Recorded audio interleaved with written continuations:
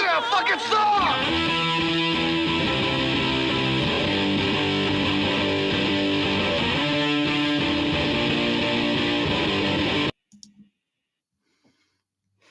Hey everyone, welcome to the Devil's Joint. I'm JJ. I'll be your host today. Today we have a very special guest, former New Jersey Devil, former NHL player, Tom Chorske. Welcome, Tom. Thank you for coming. We really appreciate it. Hey JJ, it's great to be here. Thanks for the invitation. No problem. I've been trying to get a lot of the players from your era to talk to. There's a lot of questions out there for guys in especially when you were in high school in that era too. So many questions about that. Things have changed so much over time. So before we get into it, University of Minnesota alumni, of course. I believe you were on the first World Junior Championship team, USA, that won a medal ever. You won a bronze medal. Is that true? Yeah, I believe that's true.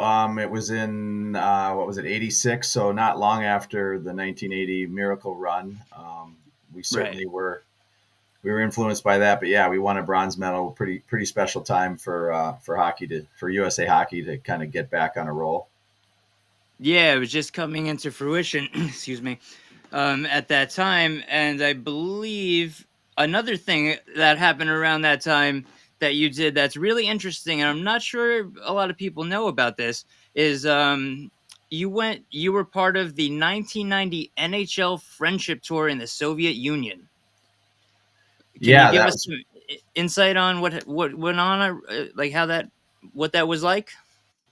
yeah. I was with Montreal at the time. I had just turned pro, or maybe it was my second year there. But yeah, we had a chance to go over with I think the Minnesota North Stars were also over there, Yes. and we were touring around together. And we got to go to Moscow and Leningrad, and there's still some different, you know, I guess it was just coming off, a long time ago, just coming off some of the more communism and things like that. So it was a kind of a big deal, back then when North Americans would come over, especially hockey players. A lot of Right. interest in the games that we played, and we also got to tour around the cities, and the locals would come up to us and wanted to trade for some of the things we had from North America. They liked Levi jeans and things like that, and they were always wanting to trade some of their watches and things like that for some of our stuff. And but it was That also it was cool for me because of that miracle on ice and the whole USSR beating the Russians, and then to be over there 10 years later and get to go to Russia was a pretty cool experience. Yeah, that's really interesting how you said that they wanted to trade for like your American stuff at that time. That's a very that not 1990 was a pretty weird year to be over there. So that's pretty interesting. I would consider you a lucky to be able to have that experience. Yeah, and it was Minnesota that also went over there. You were with Montreal at the time. Um, I wanted to ask you this question, it's funny. It might be it just totally off topic. When you played for the Islanders, that's my hometown team. Even though I've been a Devils fan since the '80s, um, you wore one of the ugliest sweaters of all time.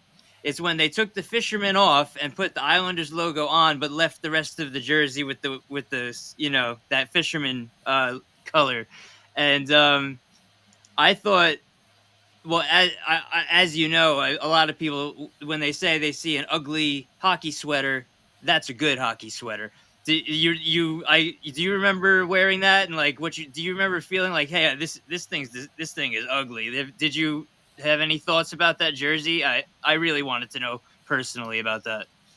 Yeah, I think some mixed feelings. I liked the crest better because it was the traditional Yeah. Islanders crest. But yeah, it was slapped on the rest of the jersey.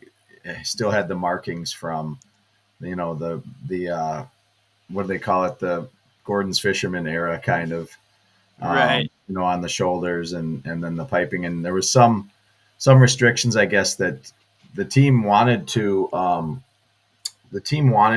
change the jersey more, but the league wouldn't let them. So the most they would let them do for at least for that season was to put the old logo back on. And so, yeah, it was a little disjointed and didn't look like it all went together. But like I said, I'd rather have that crest on the front than the fisherman. Yeah, for sure. That you know what? I didn't even expect an answer like that. That's very interesting. I don't know if you could see from your end, but I put up a picture of you in the jersey while you were Yeah, I saw it. you were chatting there. Yeah, Oh, I you did. can see it. Yeah. Okay, yeah. So, another question about jerseys in that era. I'm a collector of jerseys. I have Devils jerseys going back to the '80s till this year. When as a player, when you wore a jersey, what would happen to every jersey that you wore after a game? Where would they go? Well, I mean, right after a game in season, they go in the laundry and get washed. But and I don't know how it is these days, but you get the jerseys are they're stamped for authenticity on the Right. inside. There's a set. It says if it's set 1 or set 2 or set 3 from that particular season. And nowadays, they maybe I think probably do more and more sets per year, so they have more game worn jerseys. Yeah. Back in the '90s, it was a little less. And then usually at the end of the season, the team would, at least when I was with the Devils, and I think every team, they determine, which jersey or which set of jerseys they were going to let the players take home with them, because every year, teams get, now there's so many jerseys, teams have, I don't know, 5 or 6 different jerseys probably, but Too many. yeah, but then they would say, okay, well, this set is probably a couple years old, and sometimes it was a home or sometimes it was away, and they'd give it to you in your hockey bag to take after the season and take it home. All right, that's cool to know. Nowadays, from what I know, from what some players have told me in the recent years, is that they give away a lot of jerseys. I have 2 jerseys that were given to me by a couple of players in 2007. But it seems like they have free reign to just take them and they just get a new one almost every game. Which it's got to cost a little bit of money, I would assume, but it's pretty cool. I was wondering where all those classics are, though. Those CCMs, those beautiful. Like you were lucky enough. I have behind me 2 of the heritage jerseys, but you were lucky enough to wear the real, green, red, and white Devils uniform, which every fan loves. Every Devils fan loves that and would wish the Devils would go back to that look. You know, so you were lucky enough to wear that. Now, going on to the Stanley Cup. This is a Stanley Cup champion right here, everyone. I have a question from Tim Wood. He's one of my followers. He wanted to know who was after you won the cup in '95 and you guys were partying or whatever. Who was like one of the craziest guys out there with like partying after you guys won? And I'm guessing it's not Claude Lemieux, but maybe it is. But that's just a guess of mine. Well, I don't know. We went, we did some different things together in small groups and in big groups. I remember one of the things we did was go on the David Letterman show, late night show. That was a smaller group of us, but they invited us to bring the cup on, and we poured coffee into his coffee mug, and we brought out the top 10 list. And going into the city, they sent limos, and we got hang out in the green room. So a couple beers back there, but nothing too crazy in that group. But we had another party at a neighbor from John McLean had a nice backyard with a pool and a hot tub, and had a nice party there. We didn't have any of the like guys like now when you see like whatever Ovi did, Right. when they won it, and some of the guys that are in, I don't know, bigger cities in Vegas and things like that where they can really go nuts. We and the other thing was that we didn't have phones with cameras and things like that, so Right. we weren't we couldn't see what everyone was doing, and it wasn't getting circulated when we were out in public. I don't know. We all had fun. Good, pretty much good, clean fun. Nothing too crazy. I remember I was at a restaurant shortly after. You know, we, like you said, we were having post parade parties and things like that. And I was in a bar, and they had a Detroit Red Wings pennant, and I ended up putting that on fire over a stove. So that was about as crazy as we got. But we burned a Red Wings pennant at a restaurant. So. Hey, that's good enough for me. I mean, the year before, I think it was Mike Richter of the, I won't even say their name, but I believe he either dropped it in the pool and dented it, or lost it for a day, something like that. So maybe not Mike Richter. He's too nice of a guy, and he's pretty mild mannered. I just saw Mike recently. Our sons play college hockey against each other, which was kind of fun. Oh, so yeah. I was at our son's game, and he plays at Colgate. And Mike's son plays at Richter at Yale, so ran into him. But yeah, I think I had heard that story too. Might have been with the Pittsburgh Penguins too. They had a big pool party. I think someone jumped off a house into Mario's pool or something and drowned the cup. But the Rangers did something, because the year after they won it is when they started to send a chaperone with the cup. And it's not the same. It's not the same guy that it has been for the past 15 years. It was a different guy that came through with us. But yeah, he went on a summer of crazy partying. I can tell you that. So that's Devils team was the first team that had a chaperone with the cup. I believe so. Oh, I don't know that many people know that. That's great. Thank you for telling me that. I appreciate that. I'm pretty sure. Cool. We'll take it with a grain of salt. Another question about the team is specifically two players. One of my favorites of all time. He finally got his due this year. Sergei Brylin. I saw a story once that said that he was scared of Claude Lemieux, and Claude Lemieux would be very intimidating towards him, which helped him in the long run, of course. We all know Claude's not a bad guy, but I've heard many stories that Brylin was kind of, he would kind of pick on him a little bit to give him a kick in the ass, so to say. Is that true? I don't remember any specifics. Sergey was pretty young then. He's a really pretty mild mannered, shy guy anyway. Yeah. And at that point, he hadn't his English wasn't real strong yet. Right. And he was young, and Claude would chirp anyone, including the veterans, and so. But when you chirp a younger kid like that, I think sometimes he didn't know if Claude was serious or just kidding, and sometimes Claude would kind of let it go with that. He didn't mind putting some of those young guys on on their heels a little bit, and he might be sort of half joking with them. Right. And then other times, though, like if they were playing with him on a line and he was open and wanted the puck and they didn't get it to him, then he might say something a little more direct and intimidating to him, which, he may or may not have. He'd probably say that to anyone, actually. But, so there was all kinds of different circumstances.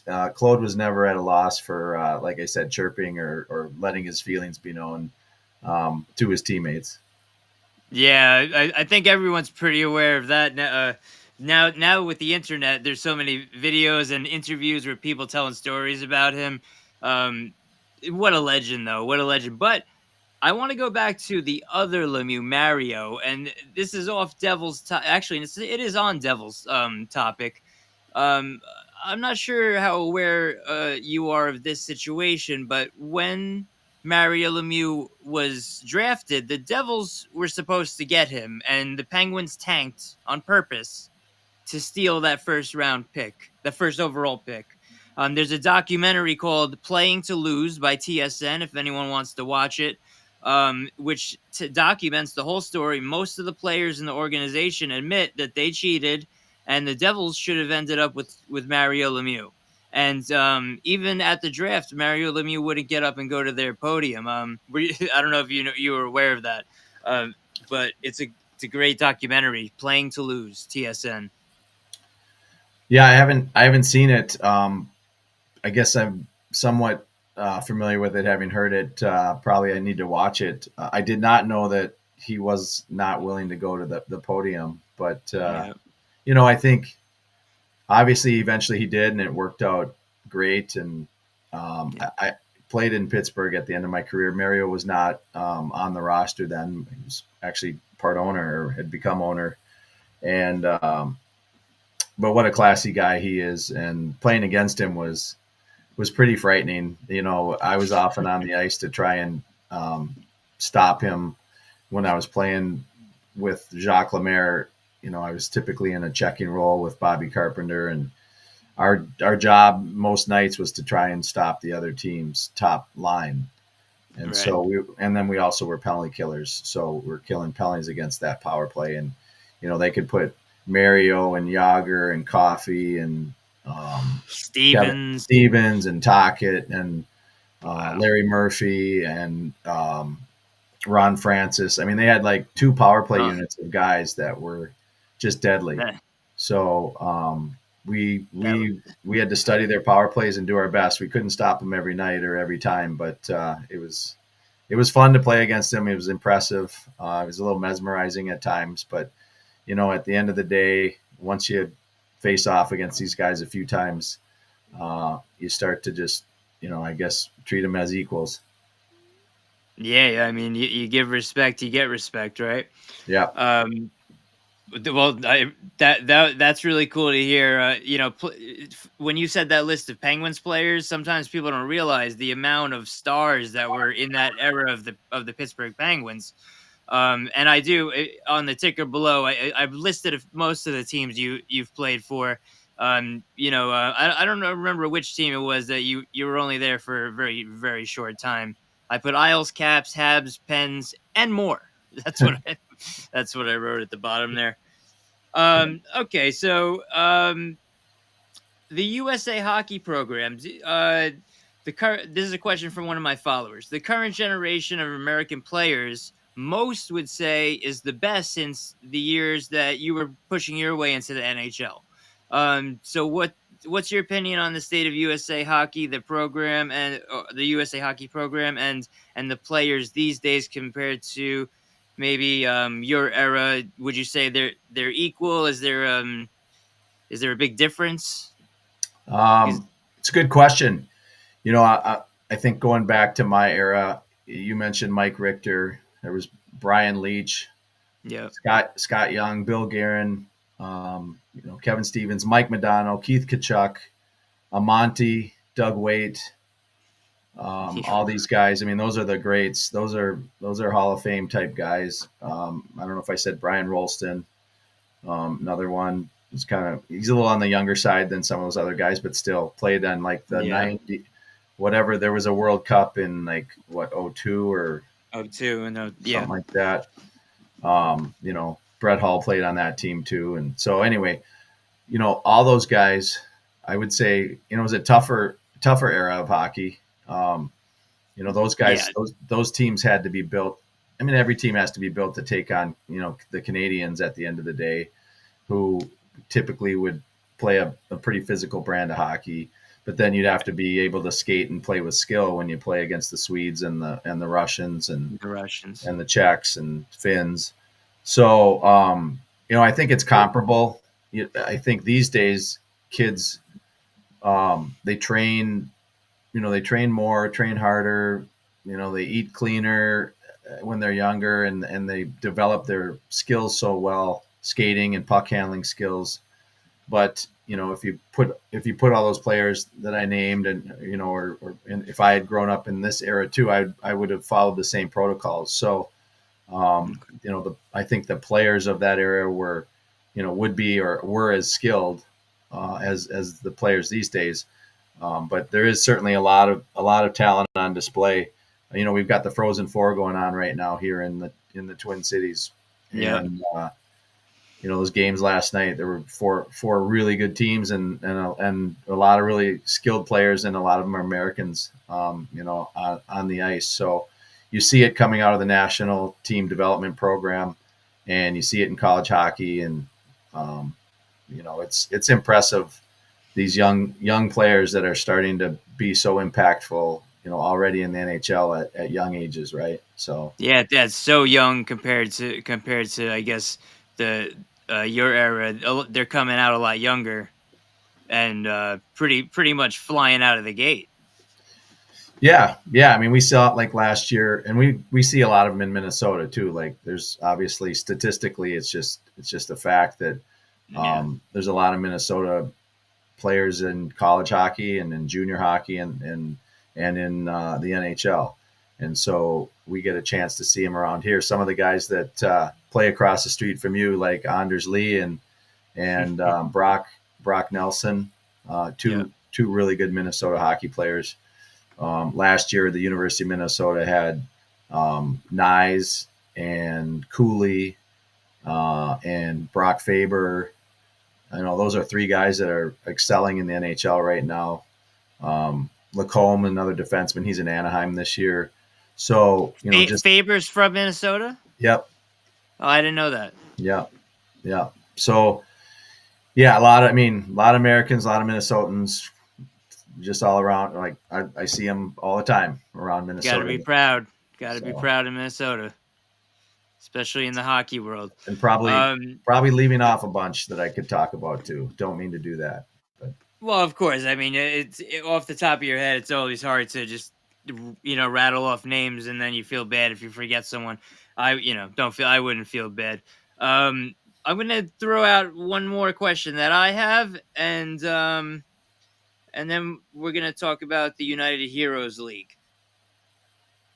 Um, Oh, I thought I lost your audio there for a sec. Okay. And in 95 was a short lockout shortened season. This is a question that I was wondering. You played in Italy before they came back.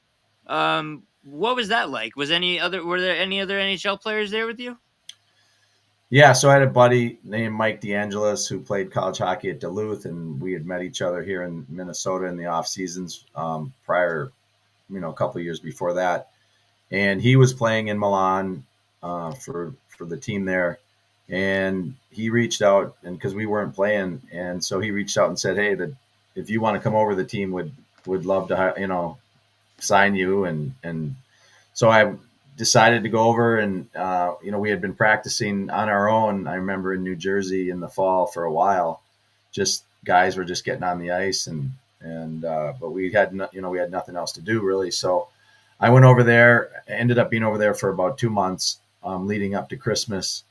But like there were some other NHL players that were dropping in, for a month at a time, giving it a try or just getting on the ice. I remember Sergio Momesso came over for a little bit too. Ooh, Momesso. I think he was playing for St. Louis at the time. Um, and then I won't remember all the other players, but there were some players dropping in, and then maybe going over to like Sweden as well.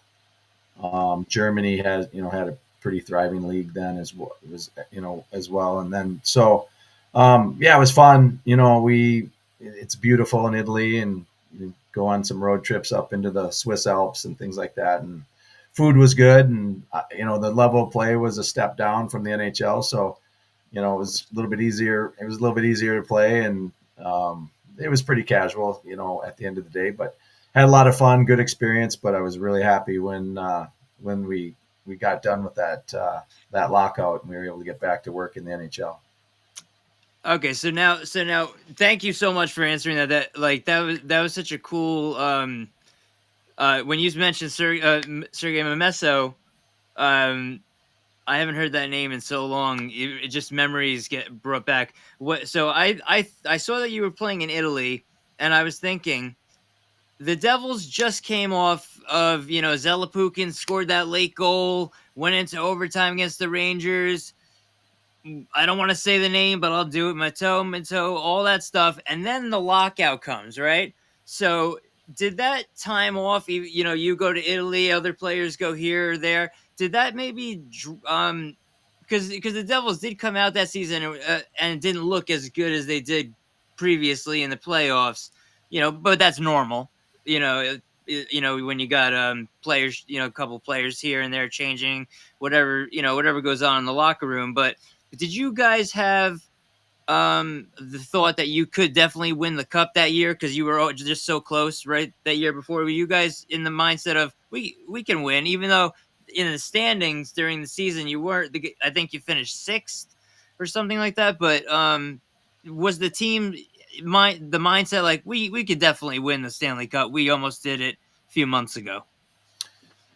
Yeah, I remember feeling, right after we lost in '94, thinking how close we were, double overtime, game 7, a shot away. Yeah. And also having been there, I'd been there since 91, 92, and was kind of part of the whole ramp up of Scott Stevens arrived the same week as I did, I think. And then Randy McKay, was another piece that got added in there. And then little by little, we got Breland and Ralston and Guerin. Scott Niedermeyer was emerging, star player. So I knew, and we had obviously Marty Brodeur, which was key. So we knew we were good enough. Then when we reconvened in 95, 94, 95 after the lockout, I think it just took a little while for us to, for everyone to get back in shape and get back in sync. Right. We weren't, we were trying to win as many games as we could, but we just weren't performing as well as some of the other teams. Again, the Rangers were still strong, Pittsburgh was still strong, Philly was strong, but the whole division was pretty good. Yeah. Yeah. So, the Legion of Doom was going strong, I think. And yeah. we talked about the Penguins and their lineup, but the important thing was that we had a lot of, the right pieces. We had great leadership from Scott Stevens and Ken Danico and John McClain and Bruce Driver. And, a playoff performer like Claude Lemieux. And then, like I named all these other guys, Scott Niedermeyer and Marty Brodeur and Billy Guerin was coming on strong. And so, it just took that regular season, the back half or the second half of that year to kind of gel. And then right. and Lemaire and Larry Robinson were so great as coaches too. And so it just, I think we had some poise and some calmness because we knew what we had accomplished from the year before. So we weren't really panicking. Right. And it all came together down the stretch, and then we went on quite a roll to win the cup. We had to start on the road because of that weaker right. regular schedule, and we ended up setting a record for most wins on the road in the road wins in the Stanley Cup playoffs. I think we were 16-4, and then we swept in the finals. So we were really cruising, and no one really recognized how good we were, or how hard we were to beat. And I think that's part of the reason we had such success against the Red Wings is they probably underestimated us a little bit because they had a little more firepower. They obviously we had to start on the road. They were the home team. They were the favorites. But I think deep down inside, we knew we had something really, really kind of special, because it just felt like every time they dropped the puck, we just kind of went into, I think John McClain used to say something like, we got to be business-like, just, be business-like, take care of our business. And we would just kind of, hit the go button, and everyone did their thing. And we had the trap or whatever. Everyone liked to talk about that, but. Well, they're all using it today, so they can't talk anymore. The Islanders use it, the Rangers use it, so. Yeah, it made, we had the red line though back then, which made it even more effective. But really all we were doing is we're creating, when you dump the puck in and try to forecheck, you have to get the puck back, right? So it's all about having puck possession. And the smarter thing to do is to create a turnover, in front of the net, whether it's at the top of the offensive zone or in the neutral zone, and then reattack. And that's all it was. It was a strategy to create, make the team move the puck into lanes that you could then fill and intercept the passes or cut them off and create a turnover and then reattack. And it was it was efficient, and it was fun to play. It was boring. People thought it was boring, but I think if you went back and looked at, the scoring chances that it caused and created, and maybe we would outshoot our opponents, and then when we did play a good team and they could get through it, or they could outskill us, like the Penguins maybe. We had Marty Brodeur, and our defense, our defensive core was amazing too. So we were a good team and hard to beat. Yeah, a lot of people don't see when they look at hockey, they don't look at it as a system, like a system. They don't see like how a system can win a game. They just see players skating. So the trap system was a great way to keep everyone from the outside and also get breaks out of your own zone. But you said you went into the Red Wings series. I wasn't going to bring it up, but I did want to ask you, and I actually wrote it down. I was going to skip it, but you said this, so I'm going to ask it. The media, you didn't say the media, but I'm going to add the media firmly counted you guys out. I in here in Newsday, I have I send you a picture of my old scrapbook. I have it somewhere, but everyone just said that the Devils have no chance against the Red Wings. Did that fire you guys up? Because you guys must have known that everyone was counting you out. Yeah, I don't remember reading the headlines too often, but by the time you get there, you've already won three rounds, right? You've won 3 series, and that alone gives you the confidence. And like I said, we were operating at such a high level of efficiency, and everyone on the team played and had a role. I mean, we had the crash line in if they were listed as the 4th line on the depth chart, they played like a 3rd line or absolutely. And we had guys that were on the power play that did their job, and we had guys on the penalty kill that did their job. We had offensive guys, we had tough guys, we had grinders. We just had the right makeup on the team, and everyone respected and appreciated on the team, and everyone felt confident that the guy next to him was going to do their job and what they were, what their role was on the team. And Jacques Lemaire was the one that kind of orchestrated it all and got everyone to buy into, hey, this guy's going to go out there, and these guys are going to kill the penalties, and then you're going to have to sit and wait. And not everyone liked it, right? Because everyone wants to play more ice time and more minutes. And usually if you have to watch someone else go out, you think, well, I could do that job. At the NHL level, every player thinks they're as good as the next one. But to get through, you got to build a team that can get through the playoffs, and that's potentially a 7-game series times 4. Yeah, and that team, that specific Devils team, was built in a way that there was no weak part of that team. Every line was strong. The defense was strong. You could even if you mix the lines up, every player knew their role. And that's from my opinion, I was 10 at the time. The Red Wings were more like they're the team with the star players. They're looking for the star to score and this and that. But the Devils were more like an underrated and a team that were given no chance in the finals by the media. From my scrapbook and from what I looked up before our interview, no one picked the Devils to even win a game in that series. They picked the Devils to be swept. So that's actually really funny. So thank you so much for talking about that.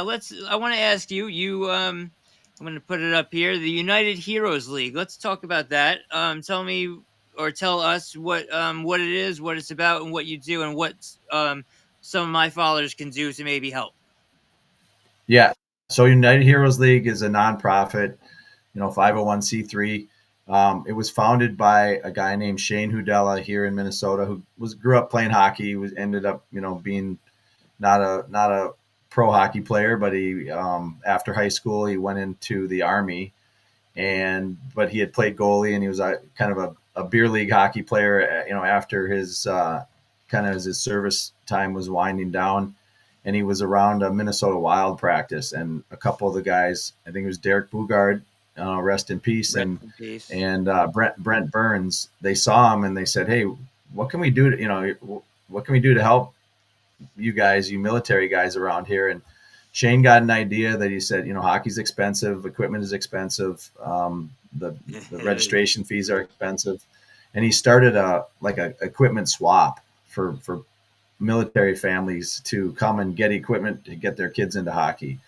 Well, it caught on real quick with the rest of the players, and then they got the NHLPA involved, and so players around the league. And we talked about this in Minnesota, a lot of pro players from Minnesota, and they come back here in the summer. So we had a golf outing, and he was able to get 18 NHL players to come and play a round of golf with 18 foursomes, and that was 15 years ago.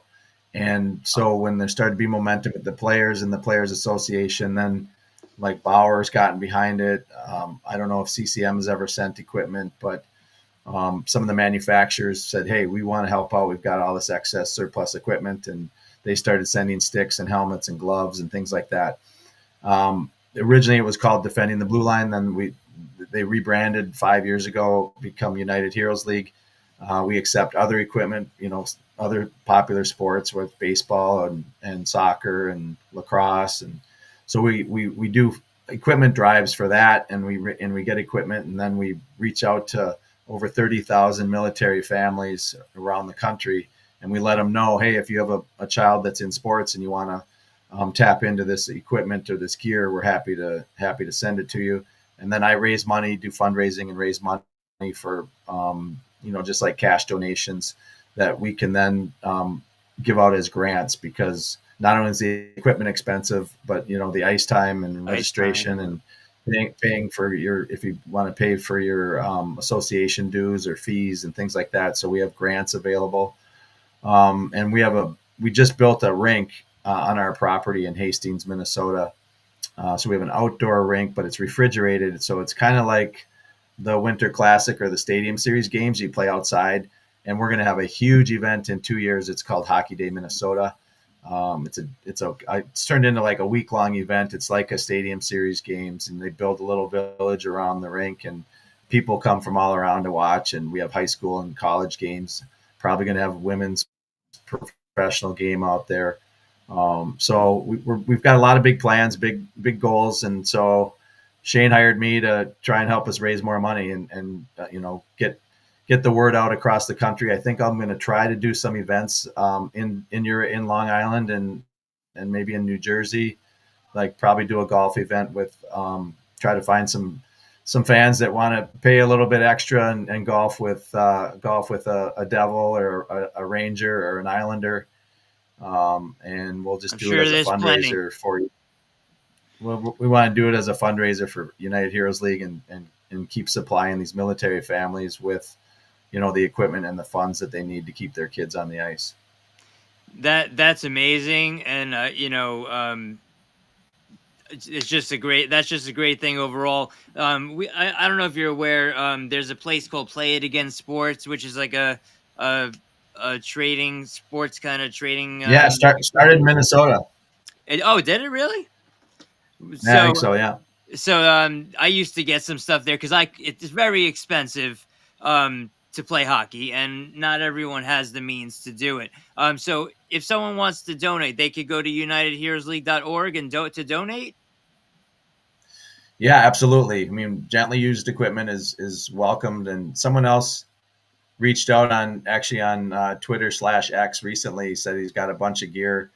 I think I have to get back to him and explain. It's expensive to ship it to these days. So what we ask is that for them to maybe find a business that wants to cover the cost of shipping. If they've got a big box of equipment, we can't pay for shipping, but we ask it. They find a sponsor that wants to do that, or if they want to cover it. Again, at the end of the day, since you're making a donation of equipment and shipping is part of the cost, that's a tax deductible write-off. So you can deduct that from your taxes too. So yeah, it all works out pretty well. It's a great program to be part of. These kids are sometimes they have a parent who's deployed, and they're down to one parent, and it's not easy. And they don't military people don't make a lot of money, Yeah. or they come back from service and they've been wounded or disabled, and that makes things hard too. So Yeah. keeping kids in sports on the field and on the ice, it normalizes their life. It takes a little bit of stress and anxiety off the parents. And we all know how important it is to keep kids active, right? Keep him Away out from of trouble. keep them out of trouble, keep them off their screen for a little bit, and get them on a field or get them on the ice. Yeah, it's almost like you don't see kids outside anymore because of this technology. For Um, sure. Here on Long Island, I don't know if you're aware. There's a deli called the Blue Line Deli. It's Islanders related. They follow my account. They've been very friendly. I brought them a Devils thing to put on their wall, and they gave me a Martin Brodor's last game framed poster. Great people there. I'm sure they would be want to get involved in your golf outing if you're here in Long Island. So if you remember, try and reach out to me when you do that, because I have connections around here, and there's definitely people that would be interested in getting involved in that. It's such a great cause. How could you say no?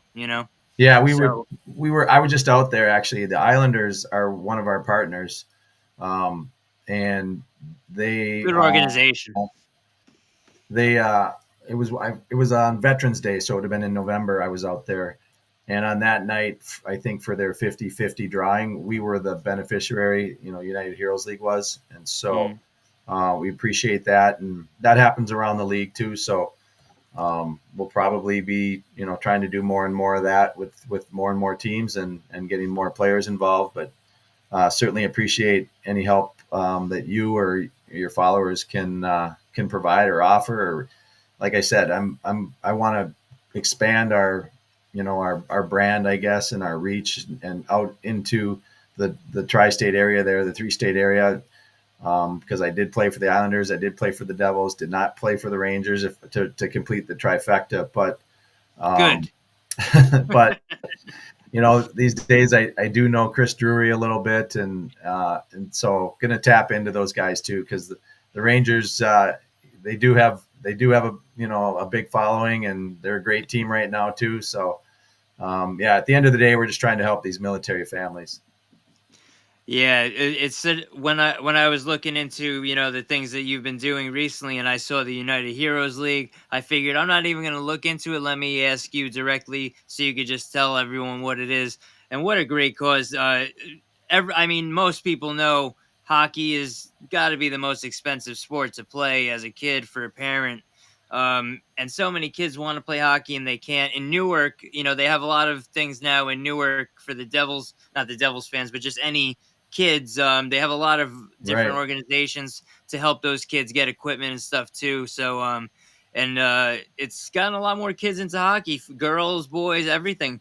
But to help the veterans families is something that hits close to home to me too. So I'm really glad that I was able to put that out there. My followers are very generous people. I'm sure some of them will definitely go to the site and probably get involved when you come around. So thank you for sharing Yeah. about that. Yeah. Um, If people just go and check it out, it would be great. If is there they is there anything other than the website that they can go to, or is that the best place?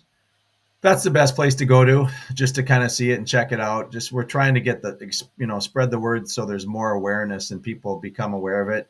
And then maybe if they know if they don't want to make a donation or can't make one, maybe they know someone who can. But I think appreciate just being able to talk about it on this podcast or vlogcast, whatever you want to call it. So that people can just maybe tell their friends about it, or maybe they know a family that can take advantage of if that doesn't know about us. Right, where especially with military families, word of mouth is a big thing. Someone sees it and says, "Hey, my cousin's just got back from wherever, and my nephew or whatever your cousin is that your nephew? I don't know. Wants to play hockey. They can't afford it. Let me tell them about this. That's the best, basically the best way to get business started Yep. in any business. So, I'm glad I can get the word out there a little bit. I'm not I don't have the biggest following in the world, but the followers I have are very generous, and a lot of great people that follow me, and I communicate with on a daily basis, who are very excited to know that I was interviewing you today. Obviously, like I said, I took a couple that I got so many questions I can't ask all of them. Um, but I do want to get into the Devils now. Have you been paying attention to today's Devils team? Yeah, I mean, a little bit, not not daily, but following them, and I'm always interested. I want them to do well. I still am a fan. Saw that Hughes had a season-ending injury. That's too bad. What a nice player he is. Fun to watch. Um, Just yeah, for they're Brat. Yep, yes for Brat. Another they've put together a good team. I think that they still just have a couple pieces that they need to figure out, but I think Defensively.